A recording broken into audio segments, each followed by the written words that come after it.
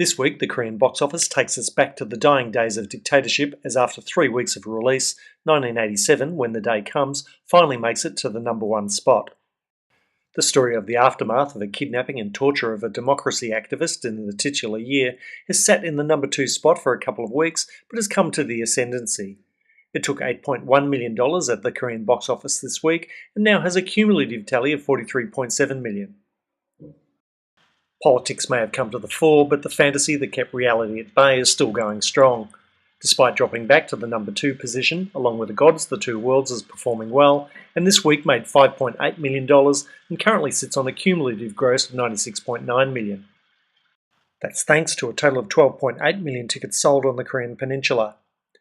That makes Along with the Gods #6 on the list of most popular Korean films ever, overtaking family-friendly comedy Miracle in Cell #7, and with Choi Dong-hoon's The Thieves and Bong Joon-ho's The Host within its grasp.